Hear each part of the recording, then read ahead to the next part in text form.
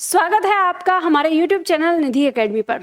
हम लोग आज वर्णमाला से संबंधित प्रश्न करने वाले हैं। इसका सेट 1 हम लोग कर चुके हैं, आज हम करेंगे सेट 2। तो जल्दी ही हम लोग शुरू करते हैं।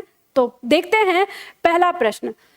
यहाँ पे पहला प्रश्न हमारे सामने है जिसमें दिया हुआ है ए आय वर्ण क्या कहलाते हैं। ठीक है, आपको विकल्प कह रहा है नासिक के वर्ण कहलाते हैं, मूर्धन्य कहलाते हैं, ओष्ठ्य कहलाते हैं या दंत कंठ तालव कहलाते हैं। ध्यान दीजिएगा, यहाँ पे जो ये पूछ रहा है ये इन वर्णों का उच्चारण स्थान पूछ रहा है। तो आपको बताना है जो चारों विकल्प में दिए हैं ये उच्चारण स्थान का वर्ग दिया हुआ है। तो अब आपको बताना है कि ए और आय का उच्चारण स्थान क्या होता है। तो यहाँ देखो, मैं आप लोगों को, आप जल्दी से आंसर दीजिए, फिर मैं यहाँ पे आपको व्याख्या देती हूँ। देखो ये ए आय जो है ये हमारा बनता है किससे, अ प्लस ई इसमें जुड़ा हुआ होता है। तो मैंने इसको याद करने का तरीका आपको बताया है कि आ का उच्चारण स्थान यानी जो हमारा आ होता है, देखिए मैं इसे यहाँ पे करती हूँ, यानी ये जो हमारा बना हुआ होते हैं ये आ प्लस ई से बने होते हैं। इनमें आ प्लस ई का फर्क होता है। ये आ हमारा कंठ से बना है, यानी ये कंठ वर्ग से, कंठ से इसका उच्चारण स्थान कंठ है और इसका उच्चारण स्थान जो है वो हमारा तालु है। तो इसमें कंठ और तालु दोनों आ रहे हैं, इससे हमारा जो उत्तर है वो आता है कंठ तालव्य। ठीक है, इसको याद करने का आसान तरीका है, हम इन दोनों से के तरीके से इसे याद कर सकते हैं। और आप लोगों को ये बात याद हो गई होगी कि जब मैंने आपको संयुक्त स्वर पढ़ाए हैं, तो संयुक्त स्वर जब हम पढ़ते हैं, संधि स्वर जब हम पढ़ते हैं, तो उसमें हम इस पॉइंट को अच्छे से पढ़ते हैं। चलिए आगे बढ़ते हैं, अगला प्रश्न लेंगे, प्रश्न संख्या 22। हम 21 से शुरू कर रहे हैं आज। ठीक है, दूसरा सेट है। यहाँ पे पॉइंट कह रहा है कि अंतस्थ और ऊष्म वर्ण कितने हैं। विकल्प कह रहा है 6, विकल्प कह रहा है 8, विकल्प कह रहा है 9, विकल्प कह रहा है 7। तो ये तो बहुत ही आसान प्रश्न है, आसानी से आप लोग इसे हल कर लेंगे। हमें पता है कि अंतस्थ व्यंजन हमारे 4 होते हैं, ऊष्म व्यंजन हमारे 4 होते हैं, 4 और 4 हमारे 8 हो जाएंगे और हमारा उत्तर जो है वो हो जाएगा ख। ठीक है, बात समझ में आ गई। चलिए आगे बढ़ते हैं, अगला प्रश्न लेते हैं जल्दी से। प्रश्न संख्या 23। प्रश्न संख्या 23 हमारा कह रहा है निम्न में से ह्रस्व स्वर नहीं है। हमको पता है कि ह्रस्व माने क्या होता है, लघु होता है। ठीक है, ह्रस्व का मतलब क्या है, लघु। तो यहाँ हमें पता चल गया, विकल्प दिया हुआ है कि अ ई ई उ। तो इसने कहा है कि जो लघु स्वर नहीं है, हमें पता है ये लघु है, ये लघु है, ये लघु है। तो उत्तर आ गया हमारा दीर्घ ई। हमारा क्या है, दीर्घ ई है, यानी ये लघु नहीं है, ह्रस्व नहीं है। तो हमारा उत्तर क्या हो जाएगा, ख। चलो आगे बढ़ते हैं जल्दी से फटाफट। अगला प्रश्न है हमारा प्रश्न संख्या 24। प्रश्न संख्या 24 हमारा क्या कहता है, इसे हम ध्यान देंगे। कह रहा है कि हिंदी वर्णमाला में छ से ड के ठीक बीच में कौन सा अक्षर है। यहाँ पे आपको विकल्प दिया हुआ है, ठ है, य है, ढ है या झ है। तो अब देखो जो ये कह रहा है इसको आपको कैसे हल करना है। तो इसको आप हल करेंगे कि इसने कहा है छ से लेकर ड तक, तो आप छ से लेकर ड तक वर्ण लिख लीजिए। आपको पता है कि हम जब लिखते हैं तो छ, इसके बाद आता है ज, इसके बाद आता है झ, इसके बाद आता है य, ठीक है, इसके बाद आता है ट, फिर इसके बाद आता है ठ और इसके बाद आता है ड। तो इसने कहा है कि छ से लेकर ड तक। तो अब हमको पता है कि इधर से 3 अक्षर और इधर से हमारे 3 अक्षर, बीचों बीच हमको क्या मिलता है, यहाँ मिलता है। तो ये हमारा उत्तर ख हो जाएगा, यानी अया हो जाएगा। ये प्रश्न है, इस तरह के प्रश्न है जिनमें आपको एक तरह से ना रीजनिंग के प्रश्न जैसे यहाँ पे प्रश्न कर दिया है। तो ये तो सिर्फ एक तरह से आपके आईक्यू को चेक करने के लिए होता है कि आपको, आपका दिमाग कितना तेज है ना। तो बहुत आसानी से आप प्रश्न को हल कर देंगे। चलिए आगे बढ़ते हैं, अगला प्रश्न लेते हैं, प्रश्न संख्या 25। प्रश्न संख्या 25 कह रहा है कि दीर्घ स्वर कौन से हैं। हमको बताना है जिसमें दीर्घ स्वर हैं। यहाँ पे कह रहा है ए ई उ री या आ ई उ और अंग अह आ और ए औ री। तो देखो यहाँ पे हम देखते हैं कि ए आय हमारा दीर्घ में आ जाता है और दीर्घ का हमारा संयुक्त होता है, तो ये हमारा विकल्प कट जाएगा। यहाँ पे अंग और आहा ये दीर्घ वर्ण में नहीं रखे जाते हैं या अयोग वाह में रखे जाते हैं, तो ये विकल्प हमारा कट जाएगा। यहाँ पे हम देखते हैं कि आ और ई और उ ये तीनों के तीनों हमारे दीर्घ वर्ण में आते हैं, तो ये विकल्प हमारा हो सकता है। और हम देखते हैं अ ई उ ये हमारे लघु वर्ण हैं, तो ये विकल्प कट जाएगा और हमारा उत्तर हो गया ख। ठीक है, बात समझ में आ गई। चलिए आगे बढ़ते हैं, अगला प्रश्न लेते हैं, प्रश्न संख्या 26। प्रश्न संख्या 26 हमारा क्या कह रहा है? प्रश्न संख्या 26 कह रहा है कि स्पर्श व्यंजन कंठ ध्वनि, अघोष और महाप्राण ध्वनि हैं इनमें से। अब देखो यहाँ पर आपको वर्ण दे दिया है क, ग, ख या घ। इन 4 वर्णों में से आपको निकालना है कि वो क्या होना चाहिए। स्पर्श व्यंजन होना चाहिए, कंठ ध्वनि होनी चाहिए, अघोष होना चाहिए और महाप्राण होना चाहिए।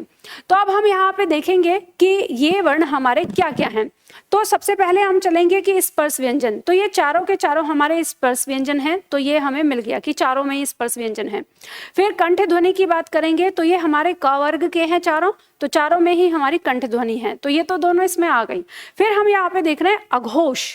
तो अघोष हमारा वो होता है जिनके उच्चारण में कंपन उत्पन्न नहीं होता है, तो अघोष वे वर्ण होते हैं। और ये इसमें होते कौन कौन से, तो जो अघोष होते हैं ये हमारा प्रथम वर्ण, यानी जो स्पर्श व्यंजन है उसका प्रत्येक वर्ग का प्रथम वर्ण और प्रत्येक वर्ग का द्वितीय वर्ण, ये हमारे अघोष होते हैं। तो यहाँ पे हम देखेंगे कि जो ग है ये तीसरा वर्ण है, तीसरा वर्ण है तो विकल्प से कट जाएगा, ठीक है।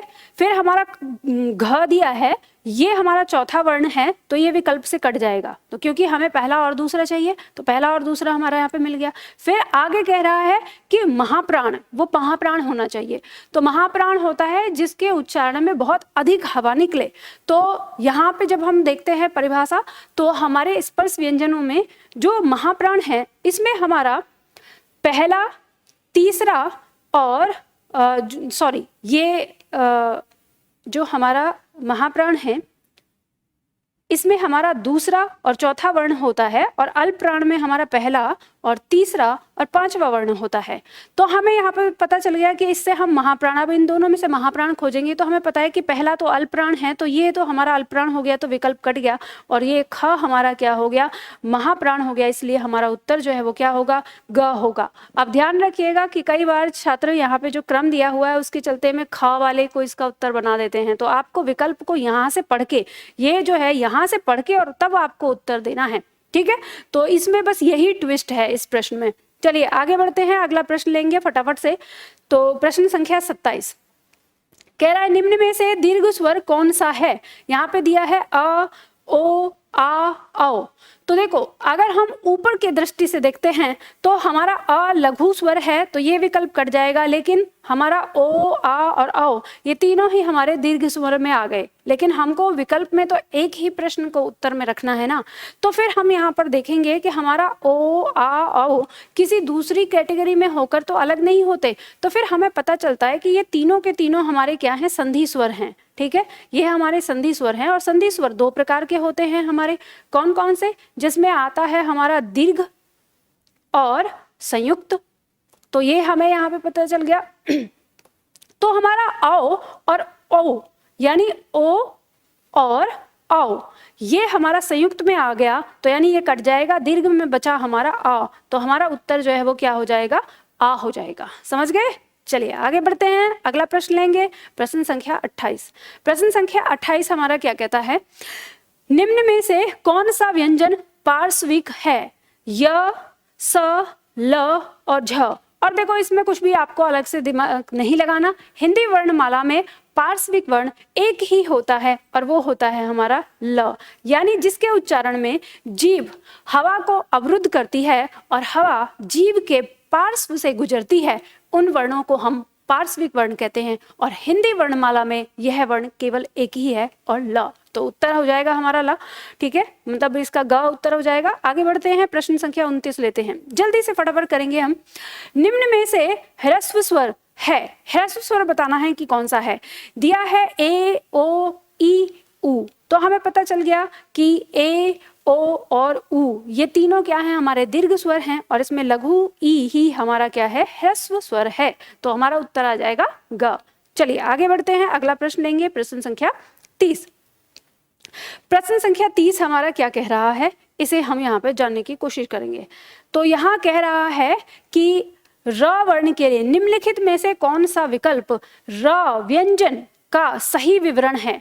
तो र के बारे में विवरण दे रहा है कि क्या है। तो देखो यहाँ पे अब मैं देख लेती हूँ, र के बारे में हम बताएंगे यहाँ पर ये थोड़ा ऊपर करते हैं ताकि आपको सारा दिख जाए, ठीक है। चलो दिख गया। तो हमें र के बारे में बताना है कि र क्या है। विकल्प कह रहा है कि वर्तस्य है, लुंठित है, सघोष है, अल्पप्राण है, व्यंजन है। या वर्तस्य है, पार्श्विक है, सघोष है, महाप्राण व्यंजन है। वर्तस्य है, संघर्षी है, अघोष है, अल्पप्राण व्यंजन है। या वर्तस्य है, स्पर्श है, सघोष है, महाप्राण व्यंजन है। तो अब देखो इसमें आपको ना सारे पॉइंटों पर देखना पड़ेगा। हम यहाँ पर देख रहे हैं, सबसे पहले देखेंगे कि जो ये नहीं है, अभी हमने देखा कि पार्श्विक वर्ण जो है वो हमारा ल होता है, तो इसमें एक विकल्प में आ गया पार्श्विक, ठीक है। तो इस विकल्प को काट दो क्योंकि केवल ल ही है तो र नहीं है, तो ये विकल्प तो कट गया। फिर उसके बाद हम यहाँ पे देखते हैं कि ये कह रहा है जो र है, हम जानते हैं कि र जो है हमारा वर्तस्य वर्ग है, ठीक है, बिल्कुल सही है। तो सब में वर्तस्य आ रहा है तो ठीक। अब दूसरे नंबर पे देखेंगे कि क्या ये संघर्षी है। अब यहाँ पे कह रहा है संघर्षी। देखो संघर्षी जो व्यंजन होते हैं वो हमारे ऊष्म व्यंजन को संघर्षी व्यंजन कहा जाता है। तो ऊष्म व्यंजन कौन से हमारे, तीनों श और ह। तो यहाँ पे ये र की बात हो रहा है, तो यानी ये विकल्प हमारा कट जाएगा। तो दो विकल्प हमारे कट गए। फिर आगे कह रहा है यहाँ पे, और इसी में हम दूसरा ये देख रहे हैं कि संघर्षी वाला तो नहीं है र, फिर दूसरे में दिखा रहा है कि ये स्पर्श व्यंजन है। तो स्पर्श व्यंजन हमारा क से लेकर म तक होता है, तो र हमारा स्पर्श व्यंजन नहीं, र हमारा अंतस्थ व्यंजन होता है।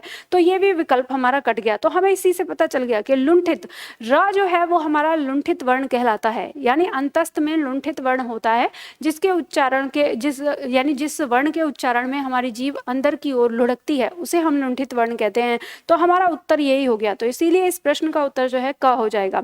अब देखो ये प्रश्न कोई इतना मुश्किल नहीं था। आपने अगर वर्णमाला अच्छे से पढ़ी है तो आपको सब कुछ पता होगा।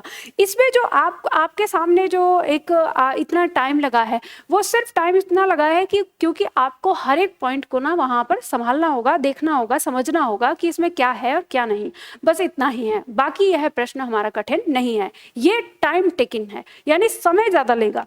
चलो आगे बढ़ते हैं, फटाफट से अगला प्रश्न लेते हैं हम। यहाँ पर प्रश्न आता है हमारा प्रश्न संख्या 31। कह रहा है कि होठों की स्थिति के आधार पर स्वर कितने प्रकार के होते हैं।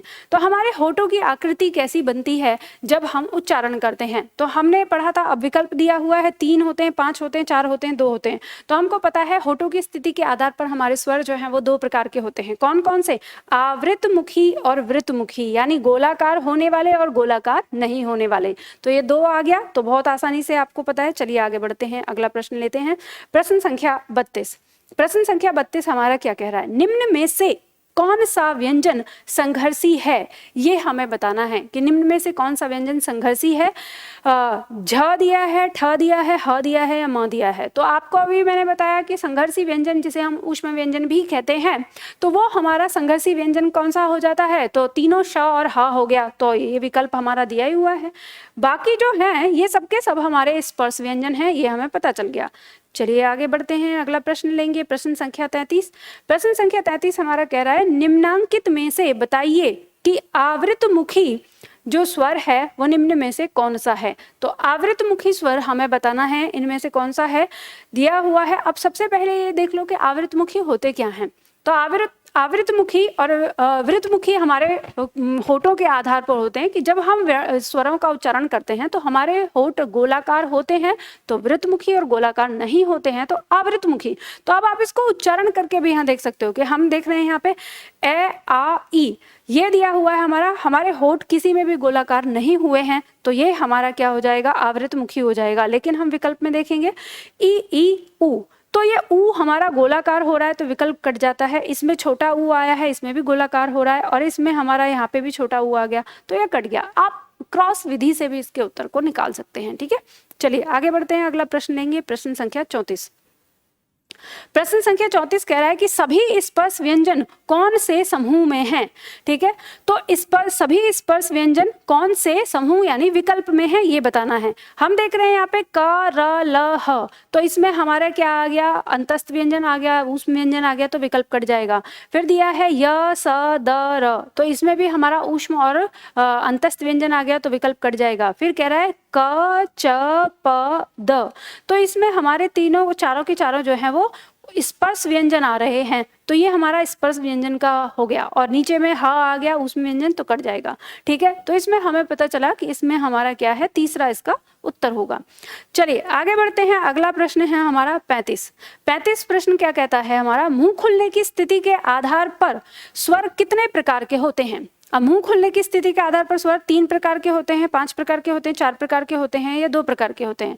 तो हमको पता है कि जब हम मुंह खुलने की स्थिति के आधार पर देखते हैं तो हम स्वरों को 4 भागों में बांटते हैं, विवृत स्वर, अर्धविवृत स्वर, संवृत स्वर और अर्ध संवृत स्वर। तो ये 4 प्रकार के हमारे हो जाते हैं, तो इसका उत्तर हमारा क्या आ जाएगा, 4 हो जाएगा। चलिए आगे बढ़ते हैं, अगला प्रश्न लेंगे, प्रश्न संख्या 36। प्रश्न संख्या 36 हमारा कह रहा है कि निम्न में से कौन सा व्यंजन स्पर्श संघर्षी व्यंजन है। तो इसमें से आपको बताना है कि स्पर्श संघर्षी कौन सा है। विकल्प कह रहा है ज, र, ह और श। तो ध्यान दीजिएगा कि जो हमारा च वर्ग होता है, ठीक है, च वर्ग, और च वर्ग के हमारे 4 वर्ण कौन से, च, छ, ज और झ, ये 4 वर्ण हमारे स्पर्श संघर्षी व्यंजन कहलाते हैं। तो हम देखेंगे विकल्प में हमारा ज दिया है तो उत्तर हमारा क्या हो जाएगा, क हो जाएगा। ठीक है, यही हमारा स्पर्श यानी स्पर्श व्यंजन भी है और उसमें संघर्षी भी है। ठीक है, तो ये हमारा उत्तर आ जाएगा। चलिए आगे बढ़ते हैं, अगला प्रश्न लेंगे, प्रश्न संख्या 37। प्रश्न संख्या 37 हमारा क्या कहता है, किसी को पुकारने के लिए किन स्वरों का प्रयोग किया जाता है। देखो ये जो प्रश्न है ये हमारा परंपरा से चला आ रहा है। जब हम किसी को पुकारते हैं तो हम पुकारने में प्लुत स्वरों का प्रयोग करते हैं, जो कि हम संस्कृत से करते आ रहे हैं, जबकि हिंदी भाषा में प्लुत स्वर नहीं प्लुत चिन्ह होता है। तो फिर भी अभी बहुत सारी किताबें जो हैं प्लुत स्वर को करके पढ़ाती हैं, तो इस वजह से आपकी परीक्षा में यह प्रश्न आ जाता है। ऐसा प्रश्न कभी आए तो आपका उत्तर होगा प्लुत स्वर, यानी जो किसी को पुकारने के लिए यूज किया जाता है उस समय जो हम प्रयोग करते हैं वो हमारा प्लुत स्वर होता है। चलिए आगे बढ़ते हैं, अगला प्रश्न आता है हमारा प्रश्न संख्या 38। निम्न में से कौन सा वर्ण सघोष महाप्राण व्यंजन है। तो कह रहा है कि सघोष और महाप्राण। हम जानते हैं कि जो हमारा सघोष होता है उसमें अपने वर्ग का तीसरा, चौथा और 5वां वर्ण होता है, और महाप्राण में दूसरा और चौथा होता है। ठीक है, तो अब यहाँ पे हम देखेंगे कि इसमें चौथे नंबर पे आ रहा है और इसमें ये चौथे नंबर का ये आ रहा है, तो हमें कुल मिला के पता चला कि आगे जो विकल्प दिए हुए हैं उसमें हमें चतुर्थ, जिस अपने किसी भी वर्ग का जो चतुर्थ वर्ण होगा वो सघोष भी होगा और महाप्राण भी होगा। ठीक है, तो सघोष भी होगा और महाप्राण भी, वही उत्तर हमें चाहिए। तो क हमारा प्रथम वर्ण होता है अपने वर्ग का, ये हमारा कट जाएगा। झ अपने वर्ग का चतुर्थ वर्ण होता है और हमारी तलाश भी क्या है, चतुर्थ वर्ण की है, तो हमारा उत्तर क्या हो जाएगा इसमें, झ यानी ख वाला उत्तर हमारा हो जाएगा। हम देखेंगे कि ठ जो है वो हमारा द्वितीय वर्ग है इसलिए कटा, और प हमारा प्रथम वर्ण है या तो ये हमारा क्या हो जाएगा, इसलिए कटा। ठीक है, तो चलो ये पॉइंट समझ में आ गया। आगे बढ़ते हैं, अगला प्रश्न है हमारा 39। प्रश्न संख्या 39 कह रहा है कि निम्नांकित में से बताइए कि अघोष वर्ण कौन सा है। अब अघोष वर्ण आपको पता है जो कोड दिया हुआ है, तो अघोष वर्ण आप जानते हैं कि हमारे पहला यानी हर वर्ग का पहला और दूसरा जो है वो क्या है, हमारा अघोष वर्ण में आता है, और यहाँ पे विकल्प दिया है। अब हम यहाँ देखते हैं अघोष वर्ण में पहला, दूसरा और स। ठीक है, स का मतलब है तीनों श, तीनों श में हमारे आ जाएंगे तालु श, मूर्धा श और दंत स। ठीक है, तो इनमें से कोई सा भी हो सकता है। तो अब ये कह रहा है कि बताइए इसमें से अघोष वर्ण कौन सा है। तो यहाँ पे अ हमारा क्या आ गया, स्वर। स्वर हमारा अघोष वर्ण नहीं होता तो कट जाएगा। स्वर क्या होते हैं, स्वर सघोष होते हैं। ठीक है, तो ज हमारा दिया हुआ है यहाँ पर तीसरा वर्ण, तो ये हमारा कट जाएगा। ह दिया हुआ है हमारा ये ऊष्म व्यंजन का ह है, जबकि ऊष्म व्यंजन में हमें 3 श में से कोई एक चाहिए होता है, तो ये विकल्प कट जाएगा। अब हमारा उत्तर आ गया स जो दिया हुआ है, तो यही हमारा क्या है, अघोष वर्ण है। ठीक है, तो जब मैं आपको पढ़ाती हूँ क्लास में, जब आपको लेक्चर देती हूँ तो उस समय ये सारी चीज़ें आपको बताती हूँ कैसे याद करना है। मान लीजिए आप में से कोई छात्र अगर मेरी क्लास पहली बार देख रहा है और उसे लग रहा है कि मैम आप जो बता रहे हो हमको तो कुछ भी समझ में नहीं आ रहा है, तो मैं आप लोगों से कहूँगी कि आपको वर्णमाला की क्लास पहले पढ़नी पड़ेगी, और आप उस क्लास को यूट्यूब पर भी पढ़ सकते हैं, दिया हुआ है, आप सर्च कर सकते हैं कि वर्णमाला बाय निधि मैम ऐसे करके, तो आपको मिल जाएगा। अगर आप यूट्यूब पर नहीं पढ़ना चाहते तो आप मेरे एप्लीकेशन पर पढ़ सकते सकते हैं। तो निधि एकेडमी मेरा एप्लीकेशन है, डाउनलोड करिए और वहाँ पे आप क्लास ले सकते हैं। और किसी भी प्रकार की अन्य जानकारी के लिए आपको दिए हुए नंबर पे कॉल कर लेना है। बात समझ में आ गई? और साथ ही साथ जो आप लोग देख रहे हो तो लाइक भी कर दीजिए और वीडियो को शेयर भी कर दीजिए अपने दोस्तों के साथ, ठीक है। चलिए आगे बढ़ते हैं। प्रश्न का उत्तर आप लोगों को मिल गया है। अगला प्रश्न है हमारा यहाँ पर प्रश्न संख्या 40। प्रश्न संख्या 40 में हमारा कह रहा है कि निम्नांकित में से अघोष अल्पप्राण ध्वनि कौन सी है। तो देखो फिर से मैंने वही बताया कि अब जैसे प्रश्न ऐसा आए तो विकल्प में जाने से पहले आप अपने जो आपको ज्ञान है उसका इस्तेमाल करिए कि अघोष में आपका प्रत्येक वर्ग का पहला और दूसरा वर्ण और अल्पप्राण में आपका प्रत्येक वर्ग का पहला, तीसरा और पांचवा वर्ण होता है। तो अब इन दोनों में कौन सा वर्ण है जो हमारा कॉमन आ रहा है? तो कॉमन आ रहा है यहाँ पे एक और यहाँ पे एक। तो हमको जो चाहिए वो प्रथम वर्ण चाहिए, वही हमारा उत्तर होगा कि वो अघोष और अल्पप्राण होगा। तो स्पर्श व्यंजन का प्रथम वर्ण कौन सा है? ये हो गया चौथा वर्ण, विकल्प कट जाएगा। ये हो गया दूसरा वर्ण, विकल्प कट जाएगा। ये हो गया हमारा तीसरा वर्ण, तो विकल्प कट जाएगा। अब ये भी अपने वर्ग का पहला और ये भी अपने वर्ग का पहला, तो प्रथम ही तो हमें चाहिए था, तो हमारा उत्तर हो गया घ। ठीक है, तो इस तरह से हमारे इस प्रश्न का उत्तर जो है वो क्या आ गया? घ आ गया। ठीक है, तो देखिए यहाँ पे मैं आप लोगों को प्रतिदिन इसी 20 क्वेश्चन यहाँ पर लेकर आती हूँ हर टॉपिक से। जैसे भी आपका टॉपिक है, टॉपिक वाइज हम यहाँ पे चलते हैं। तो आप लोगों को इसी तरह से डेली के डेली सीखना है। और आपको अगर हिंदी अच्छे से पढ़नी है तो आप मेरे एप्लीकेशन से पढ़ सकते हैं। अगर ऑफलाइन में आप पढ़ना चाहते हैं तो आप दिल्ली आ सकते हैं, यहाँ पे ऑफलाइन में पढ़ सकते हैं। तो चलिए आज के लिए हम इतना ही करते हैं, फिर मिलते हैं हम अगली क्लास में अगले टॉपिक के साथ।